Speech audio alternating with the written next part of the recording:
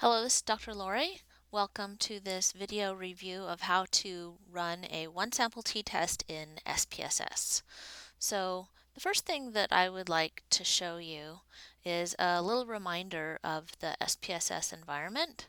So here we have the dataset chip.sav, and across the top, depending on what kind of computer you have, you'll see all of the different drop-down menus. They're similar, but a little bit different between a Mac and a PC. Um, so also down over here on the left-hand side are all of your different case numbers, and so this goes all the way down to 400 and something, 26, and each of those rows represents a different individual person who was recruited to be part of the sample in this study. Across the top of this data view, we see the different variables, identification number, age, gender, marital status, exercise, and so on. And so each person has an age that has been measured. They have all these other variables. Each person has other things that are measured. And so the first person in the data set has an age of 45, and then the second person is age 46 and 81 and 34 and so forth. So what we would like to do, we have this one sample. All of the people in the study are belonging to one sample, hence it's called a one sample t-test. We would like to evaluate whether the average age is equal to a pre-specified number, and that's the basic research question that goes along with a one sample t-test. Imagine then that we have another sample or another population or some reason that we want to test whether the average age of our group is equal to 40 years old. And so the way we would do that is we would go to the Analyze pull-down menu. Go to Analyze, Compare Means, and then over here you see the one sample t-test. Now remember, the little picture tries to help you out, tries to remind you that what you're doing is a one sample t-test. The independent samples t-test, the paired samples t-test, those have different little picture symbols next to them, but the one sample t-test just has a giant T.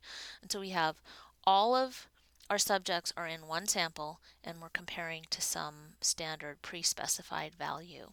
So I'll click on Analyze, Compare Means, One Sample T-Test, and then we want to choose age. We want to test whether age is equal to 40.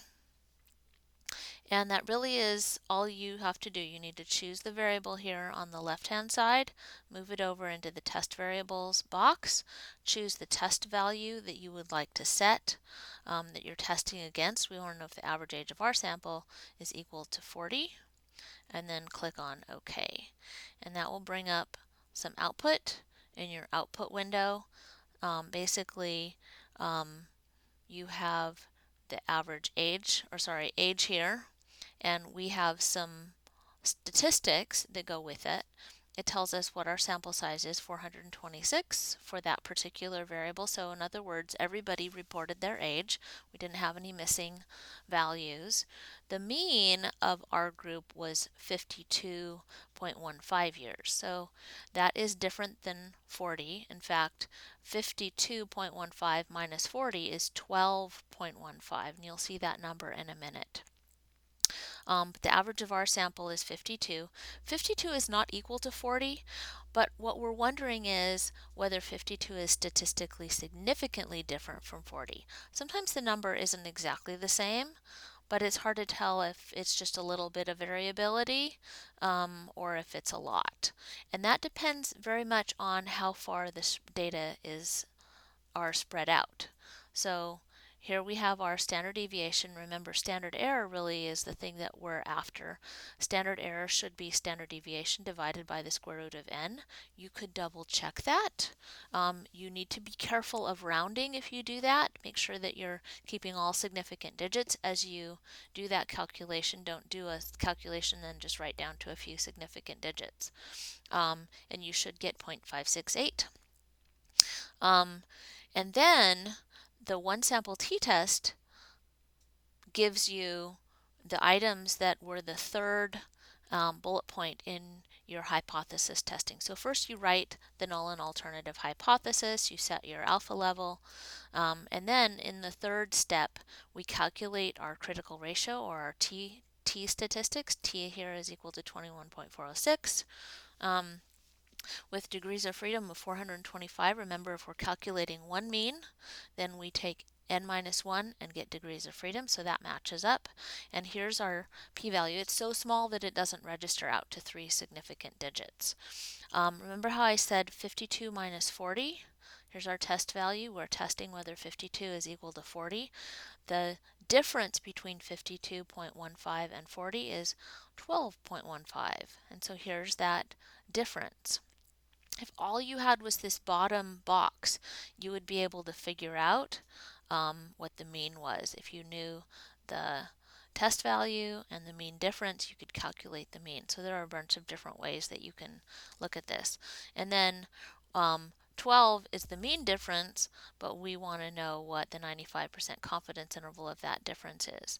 So the lower range is 12 minus about 2 times the standard error, so 12.15, the lower is 11.04. The upper range is 12.15 plus approximately 2 times 0.568, and so that gives you 13.27. The actual calculation should be based on your degrees of freedom, and so that's probably closer to 1.96 times 0.568 to get those upper and lower confidence intervals of the difference.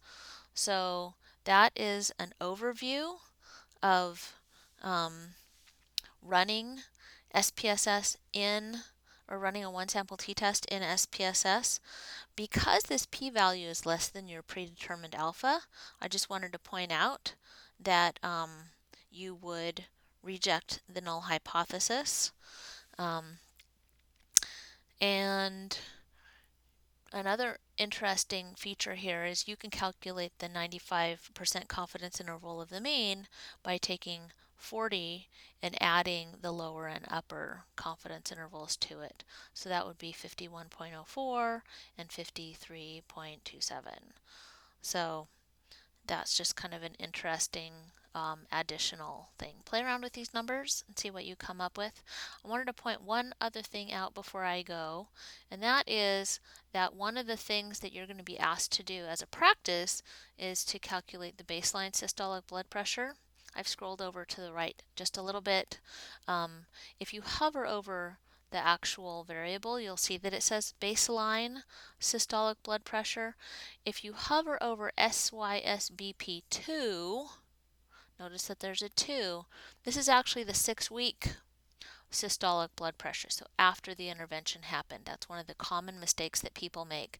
And so they'll do this analyze, compare means, one sample t-test, they'll try to run that, and they'll choose this wrong systolic blood pressure, that's the 6-week. And then all of your numbers will be different because, of course, all of the information that's in the data set is different for the baseline and the 6-week. You can see how different they are. As your final question, you'll be asked to evaluate diastolic blood pressure, and again, the baseline is DIA-BP, DIA for diastolic and BP for blood pressure. The 6-week is diastolic blood pressure 2, the second measurement, the one that was measured at 6 weeks. So just be really careful to choose the baseline one so that you're measuring the right thing. Thank you for joining me for this video.